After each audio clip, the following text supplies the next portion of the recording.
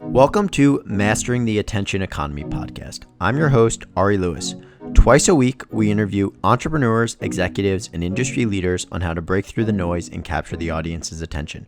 Today's guest is Jaylen Bledsoe. Jaylen is the CEO and founder of Bledsoe Collective, an innovative media and communications company. Hey, thanks so much for having me. I'm excited to be a part of this conversation. So, Jaylen, today's conversation, I really wanted to focus around cancel culture. It's been a big topic in the media with, all these brands, all these creators getting canceled. First off, can you talk about, what cancel culture is?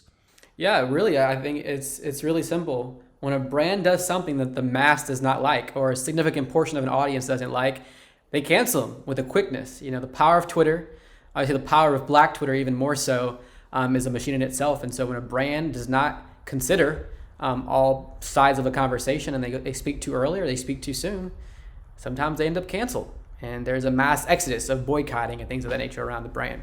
So, a lot of your marketing efforts and focus is working with companies and brands on, advertising to people of color. What suggestions do you have when you start working with a brand on, these are things you should be aware of, these are things that are important to keep track of so, they don't get canceled? You definitely. Yeah, so one of the cool things I think first and foremost, our brand as a business, we get to work with a lot of clients, rather it's your AT&Ts of the world or your Fords or your mom and pop shops, all from the conversation of how to be authentic, how to be relational, and how to build true engagement with audience. And that just happens to be in this season that we're in with, people of color as the target audience. And I think the reason that this is a space, when we think about most commercials or most advertising campaigns, they're built with people who don't look like me in the room.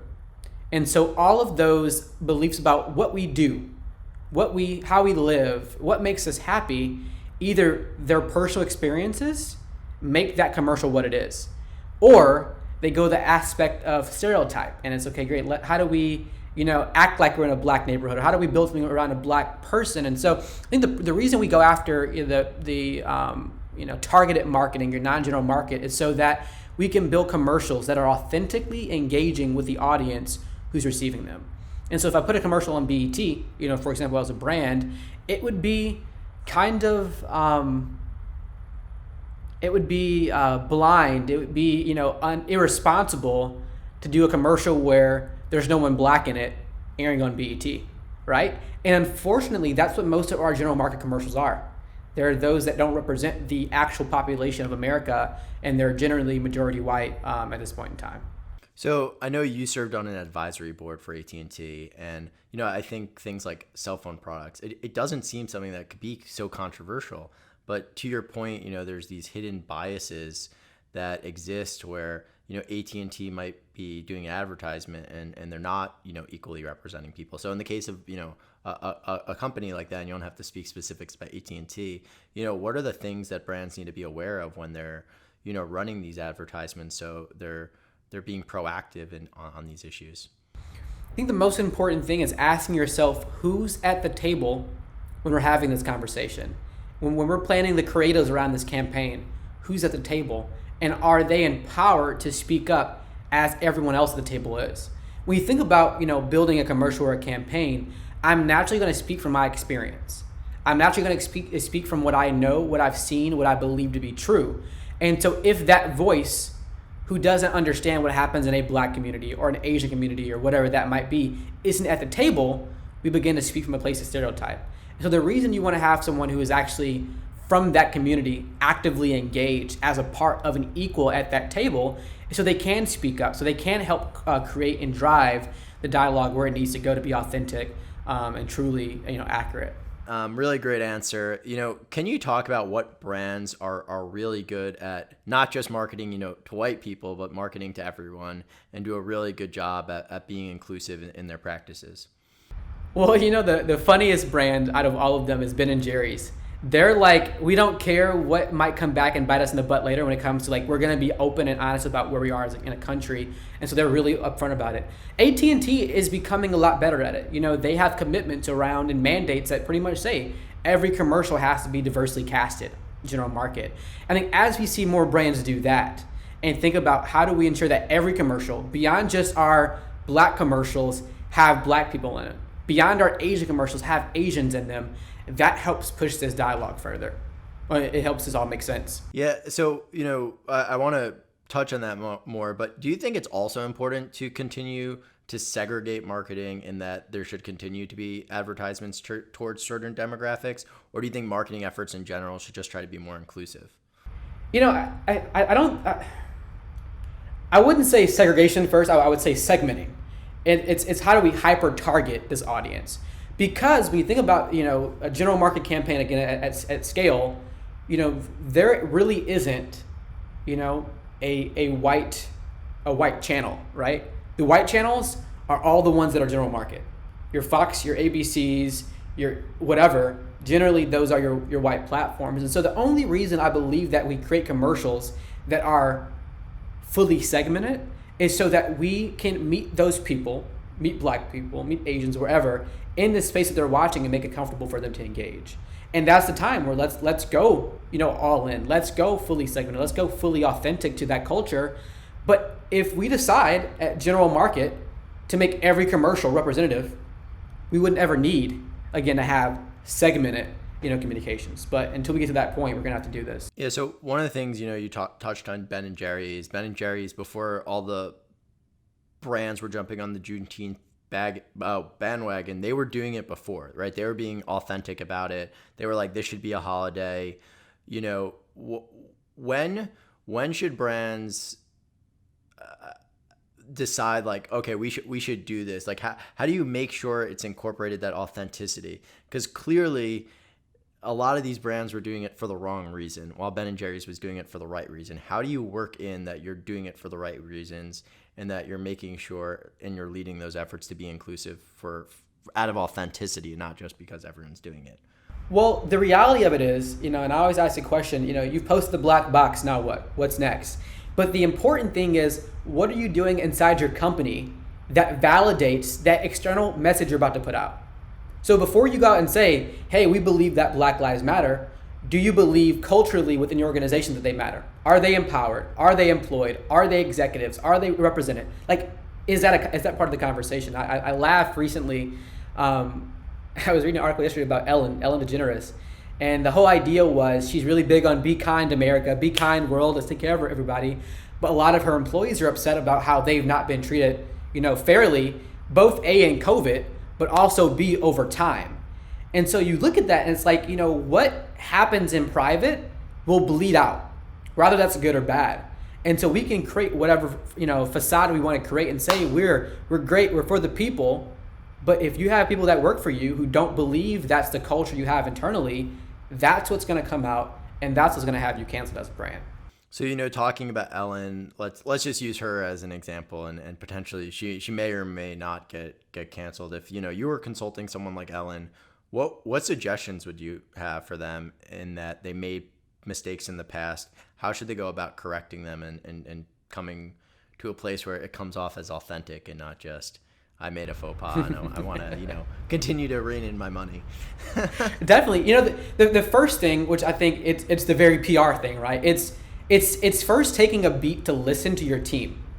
So before you put out a post and say, I'm sorry, take a second and bring in the team and have the conversation now via Zoom. I want to understand why it is that you're feeling this way.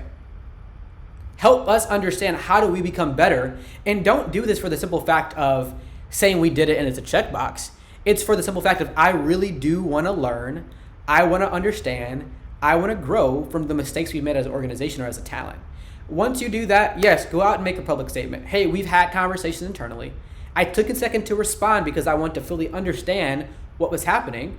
And here are 5 fixes we're going to make to fix this problem.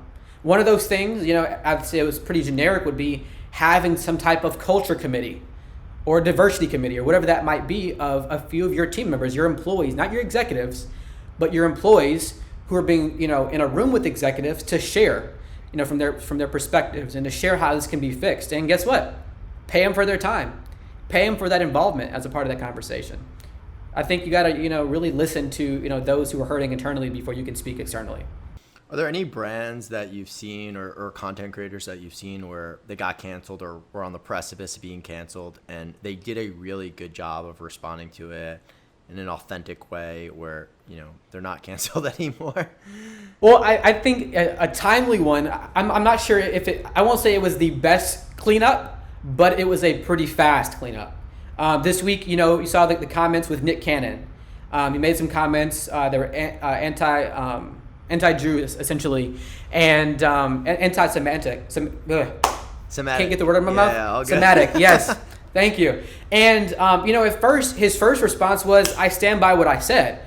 And he lost a network's relationship, and then within about 24 hours, he began to just have conversations with people, those who he really offended, and he came out with a corrected apology, saying, "Hey, I was not aware of the ignorance to my comments. I believe they were true from how I understood it. Here's my perspective. I want to hear yours." And he came out with that apology. And now you're seeing his networks come back around him and say, "Hey, we support you." And you're seeing, I think Fox said for his show that they're syndicating was, "Hey, we support you. Let's get you a season of learning and education, and we'll come back out with your show next year." And I think you're seeing the consumers come back around to supporting him. And even then, I think you're seeing, I call it sub-cancellation within that. Like, some people aren't excited about his apology. Like, why did he apologize? And so I think he's even in a more complicated situation because people are like, "Hey, wait, no, we like what you said at first. Why are you apologizing now?" So it's a funny way of approaching, but it was a good cleanup. So, one of the things one of the people I saw that was canceled was Jenna Marbles, and I don't know how well you followed that. But if you didn't follow it, essentially, she wore blackface about like 10, 12 years ago in a YouTube video. And I don't want to debate the merits of that was good or bad because it was clearly not a smart decision. It was not a good decision. But what point should we be looking back? Like, someone did something 10 years ago. Someone did something 15 years ago. And is that too far back? Is it they're with the community now and they're doing good things? Like where's the line drawn? When is it too much? So I think the first thing I would say is we often communicate, let's say in a relationship, I can forgive, but I can't always forget, right? And so that, I think, is the first statement. Like, yes, I can say I forgive you for making the mistake, but that doesn't mean I'm going to forget that you made that decision. In some things, I will say, it's kind of my second point, some things are mistakes, purely accidental, and some are fully thought through. And there was a bias that was very visible at some point in time. And then the third point, you have to look at, what have they done since? Have they made it a mission? Have they became an ally or an advocate since that part in time? Or does their allyship start now once we discover they had a bias at one point in time that was very obvious? And I think that's how you do it. I don't think there is a right or wrong answer to can the culture cancel, because guess what? I don't cancel a person by myself. You don't cancel a person by yourself. The viewers don't cancel anyone individually. It's what they believe as a collective, needs to be corrected. And that's the beautiful thing about social media. It's not about just one voice. It's a million and five voices. So do you think cancel culture has gone too far, or do you think it's just evolved over time? And that one of the dialogues or one of the arguments I always hear is like, oh, it's gone too far. But I think it was just different, right? Nobody called it cancel culture when people were protesting or rioting before the internet. Yeah. It was just person. What do you think?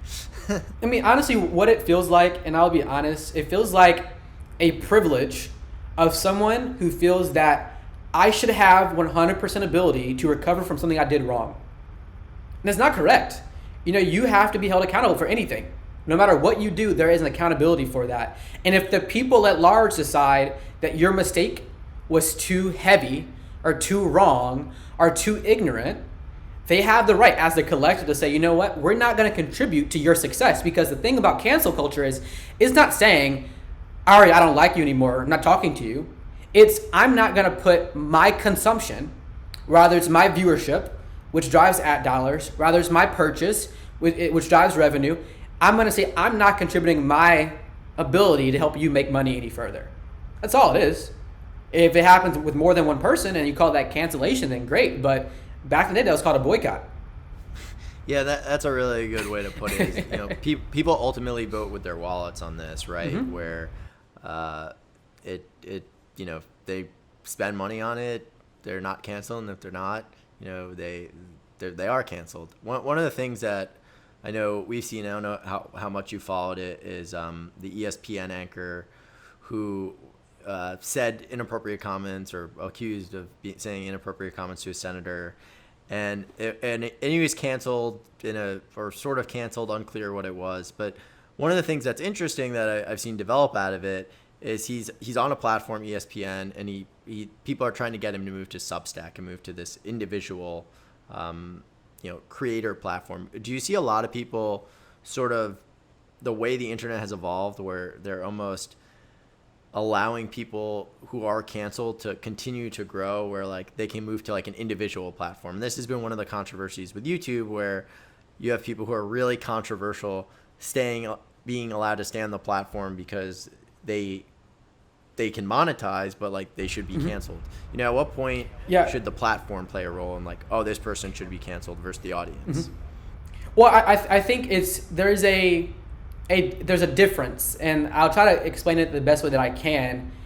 Cancellation for blackface 15 years ago, or a wrong statement last year, whatever that might be, by a larger audience saying we don't agree with that, that's different from someone today spewing out bias on a platform and being racist or being anti-Semitic. And that's where the platform should jump in.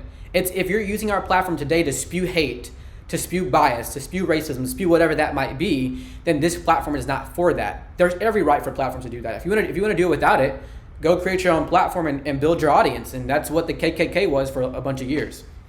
Yeah, and unfortunately, and it's really interesting on that point, because that's been a big controversy. I don't know if you followed Gab, in that like that's been a platform for hate or whatever you want to call it, but it's masked itself as free speech. Do you think what are your thoughts on sort of these people and these folks co-opting this cancellation and saying it's against America, and then we're taking like what would you say to that? What would you say to brands that have to deal with those types of critics? Well, the reality is free speech does not mean I can say whatever that I want to say and change behavior however I want to do. Like, it's free speech. It's free speech until it steps over my rights as an equal human. And so when you begin to spew hate against me and you degrade me as a human, or you use your bias against me, that's when free speech becomes irrelevant. Like, that's not free speech anymore. And so I think it's important to understand that. I'm not an attorney by any means, but I do know to that point, my rights are my rights until they impede with your rights.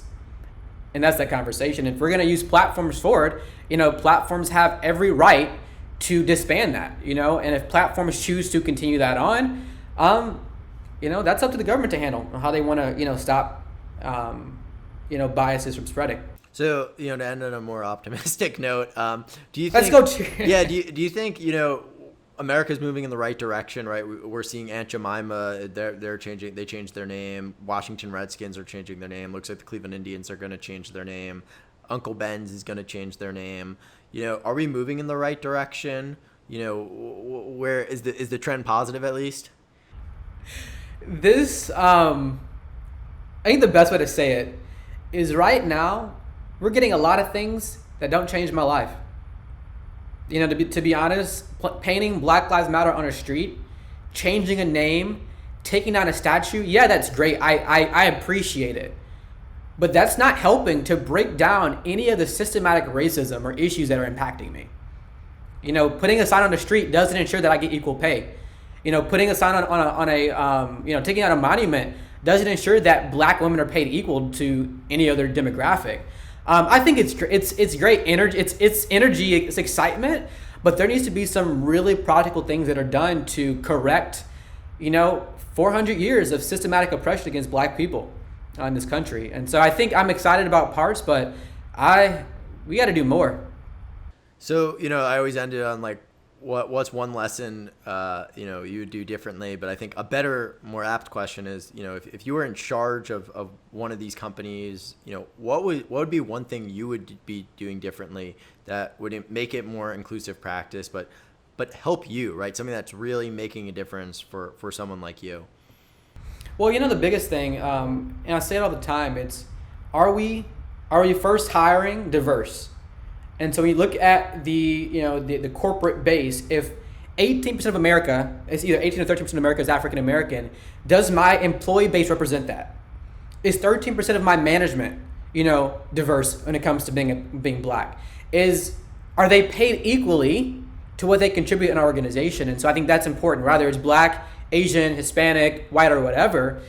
First I would literally go make a mandate that says our employee base, our leadership must be representative of their makeup in our country.